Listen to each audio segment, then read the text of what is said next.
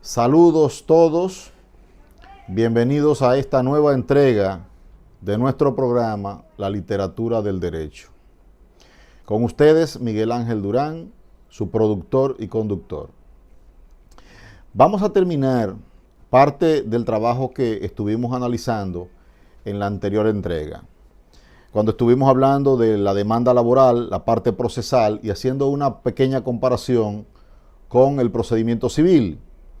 Recordándoles que la diferencia que establecimos en ese momento radicaba, por ejemplo, en que la demanda del emplazamiento de naturaleza civil de derecho común es extrajudicial, donde el juez no tiene un papel activo, a diferencia de la materia laboral, amparado en la ley 1692, en la cual el juez laboral tiene inmediato conocimiento, por lo menos, de las partes que intervienen en el proceso, porque la demanda no es extrajudicial, debe depositarse inmediatamente por ante la Secretaría del Tribunal de Trabajo correspondiente, el cual tiene que emitir un auto de apoderamiento y luego el juez o sala que va a conocer emitir el auto subsiguiente. Para concluir esta parte, bastante importante para la gente que se inicia en el desarrollo de los procesos laborales, es imprescindible que sepan que esa notificación a la parte demandada para que comparezca a la audiencia de preliminar de conciliación debe realizarse por un alguacil del tribunal que va a conocer el caso.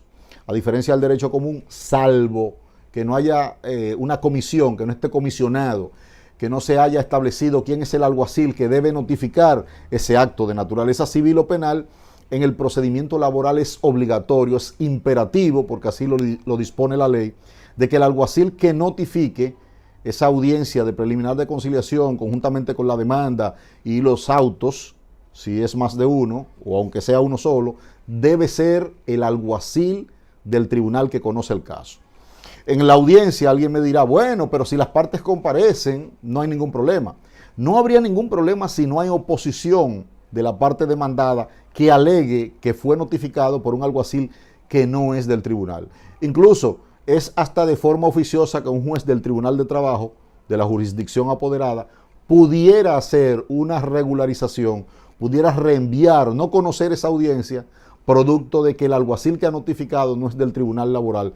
Y no está de más, tampoco de menos, porque la ley así lo expresa y sería dándole cumplimiento al debido proceso. Con lo cual aconsejamos a los abogados que ejercen esta materia que notifiquen la parte procesal y la inicial, evidentemente, con un alguacil del Tribunal de Trabajo. Básicamente nosotros utilizamos el alguacil de estrados o el alguacil ordinario, no importa, pero que sea de la jurisdicción del tribunal que va a conocer del caso. Con esta parte lo dejamos hasta ahí en lo que se refiere al tratado anterior, para inmediatamente pasar a desarrollar brevemente un tema que nos han solicitado empleadores y abogados que manejan los asuntos laborales, pero que se ven con ciertas dificultades de incomprensión en lo relativo a las pruebas. Empezamos esta parte diciéndoles que en el aspecto laboral, en lo que tenemos hoy con el Código de Trabajo, que tiene un inserto, su propio procedimiento, existe el artículo 16, el cual dispone que todos los hechos que se vayan a probar de acuerdo a documentos que son imprescindibles del empleador, el trabajador está exento. Es decir, hay la dificultad para el empleador de mantener control de documentos, de pruebas escritas, de todo lo que acontece desde el punto de vista administrativo y desde el punto de vista técnico-laboral con relación a las comunicaciones que se hacen al Ministerio de Trabajo, que se registran en el Ministerio de Trabajo, en la Dirección de Impuestos Internos y en otras instituciones o dependencias, tanto públicas como privadas, porque esas pruebas son prácticamente de la mano del deber de la empresa o empleador al momento de aportarlo en un tribunal cuando sea requerido. El trabajador no está obligado, por ejemplo, a tener planillas. La planilla, que es un documento, un formulario que expide el Ministerio de Trabajo y que está amparado por el Código de Trabajo y por su reglamento de aplicación 258, 93, de fecha 1 de octubre de 1993, que es el que le abre el campo de aplicación a la ley 1692, establece que la planilla en los primeros 10, 15 días del mes de enero de cada año, lógicamente, el empleador, la empresa, está obligada a registrar, porque aquí constan los datos de la empresa, empleador, representante, dirección, teléfono, y los datos de los trabajadores de la empresa. Entiéndase el nombre del trabajador, edad, sexo, identidad, cédula, vacaciones, salario, todo ese grupo de datos que determinan que existe como empleado, que pertenece a esa empresa, que devenga un salario, que tiene tanto tiempo. Esto así porque a la hora de una demanda, ese trabajador pudiera decir que tiene más años del que dice el documento o que gana un salario muy por encima del que dice el documento. Mientras tanto, esa planilla registrada en el Ministerio de Trabajo, asentada, recibida por el Ministerio de Trabajo, cuando se presenta la demanda, es un documento fehaciente, de amplia credibilidad y de soporte probatorio inconmensurable para el empleador. Claro está, si el trabajador dice que tiene un tiempo mayor o gana un salario mayor, contrario a lo que dice la planilla, debía demostrarlo. Es decir, lo que dice el artículo 16 es que se exime de la carga de la prueba al trabajador sobre la presentación de este tipo de documentos y de otros que vamos a decir en breve. Pero cuando se presentan estos documentos y el trabajador alega que tiene más tiempo, tiene más salario u otra situación, entonces la carga probatoria se relega a él y es a él a quien le corresponde probar lo contrario a lo que dicen esos documentos. Eso por ese lado. Por el otro lado, también la empresa, y aconsejamos, debe tener siempre un control de las vacaciones que otorga. Si a una persona se le otorgó unas vacaciones remuneradas, tiene que haber constancia de eso. Mira, se le entregó su vacación en tal fecha, la recibió, asimismo la parte económica que recibió.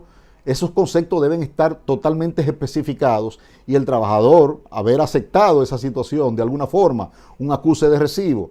Cuando se presenta 3 años, 4 años después una demanda en donde están alegando, reclamando vacaciones que no han tomado, evidentemente el empleador tendría la prueba archivada de que le otorgó en tal o cual periodo las vacaciones, de que fueron remuneradas, de que se le pagó tal o cual concepto, etcétera. Otro documento de vital importancia es, por ejemplo, la declaración jurada del ejercicio fiscal. Muchas empresas cierran su ejercicio fiscal en diciembre, otras en marzo, otras en abril, otras en junio, y hay una variable. El empleador, la empresa, tiene la obligación de tener el control de pagar participación de beneficios, de los beneficios que ha generado, el 10% neto, tiene que distribuirlo entre sus empleados cuando ha generado ganancias, evidentemente, y han sido reportadas. Entonces, tiene un plazo de entre 90 y 120 días posteriores a esto. ¿Qué resulta? Que en muchos casos se depositan bancariamente o se pagan en efectivo, este tipo de situaciones, y a la hora de poder demostrar si ese trabajador en tal año recibió su participación, no hay una constancia por ningún lado. Este es solo otro elemento vital de importancia para las empresas, tener un control de lo que es el pago de participación de beneficios. Esto está amparado por los artículos 223 y siguientes del Código de Trabajo, de la Ley 1692, en donde el empleador debe tener una constancia. Otra constancia, contrario a eso, si no ha tenido beneficios, en la misma declaración o formulario IR2, si ha generado pérdidas, es la misma declaración. El empleador debe tener esa constancia a la hora de su cierre fiscal, porque cuando se presenta la demanda y existe en esa demanda un reclamo de participación de beneficios, evidentemente que para el abogado que representa a la empresa sería más fácil depositar una fotostática de esa declaración, de declaración jurada, que demuestra que hubo pérdidas, que no hubo beneficios. Al demostrarle al tribunal que no hubo beneficios, entonces la empresa queda eximida de ese pago en cualquier condenación de una sentencia laboral.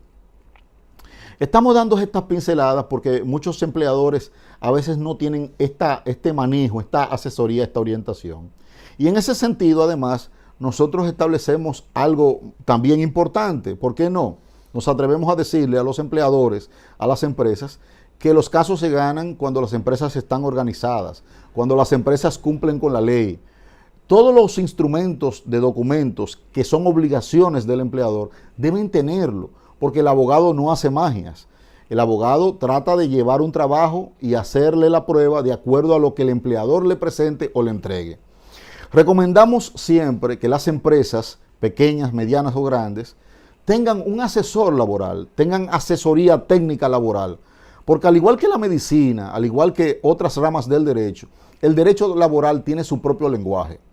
Y ciertamente hay encargados de recursos humanos que son ingenieros, otros son contadores, otros son administradores de empresas, pero no tienen el tecnicismo laboral, ni siquiera el lenguaje laboral, y a veces comprometen la responsabilidad de una empresa solamente notificándole al Ministerio de Trabajo usando términos no adecuados. Cuando una empresa paga una asesoría, tiene igualados profesionales técnicos laboralistas, esta empresa tiene mayor fortaleza de utilizar bien cualquier redacción que haga pública, que comunique al Ministerio de Trabajo. De la misma forma, estos asesores le dicen en qué momento, qué tipo de lenguaje utilizar, cumplen con los plazos, porque los plazos en las comunicaciones que se hacen en materia laboral son vitales, son fundamentales para lograr el éxito. Un plazo, una comunicación que sea fuera de plazo puede generar la derrota para una empresa, no obstante tenga la razón en las causas o hechos que se han reclamado en la litis. Entonces, el laboralista, el técnico, explica, controla el tiempo, maneja los plazos de una forma técnica, sabe utilizar el lenguaje de cualquier comunicación y exime de responsabilidad con su sapiencia, con su conocimiento a cualquier empleador. A veces es mejor pagar una iguala, mantener una asesoría, que evitar daños con una sentencia que a veces resultan millonarios. Hasta aquí esta entrega nueva con relación a lo que es el procedimiento laboral y las pruebas. Estaremos abundando en otro momento, en otra ocasión, estaremos extendiendo cómo se hacen las pruebas, porque hay un procedimiento técnico para que estas pruebas se incorporen en un tribunal ya en una fase de fondo. Deben hacerse en el preliminar de conciliación, pero cuando no se han hecho en el preliminar de conciliación, habría que haber dejado reservas en un escrito de defensa para poder incorporarlas en lo que es la audiencia de fondo. Pero en este caso lo dejaremos para otra entrega. Mientras tanto, reiteramos, los empleadores deben, por favor, asesorarse, tener una persona especialista que los oriente, que les indique cómo hacer las notificaciones, las comunicaciones, qué hacer en cada caso para evitarles problemas. Muchas veces una asesoría resuelve mucho más que millones de pesos. Entonces, muchas veces es preferible que una empresa se cuide, observe estas situaciones de asesoría y evite daños mayores. Hasta aquí esta entrega con relación a la parte probatoria. Les habló Miguel Ángel Durán. Dele like, no olvide darle like, no olvide suscribirse para continuar con este tipo de contenidos. Muchas gracias por su atención. Bendiciones.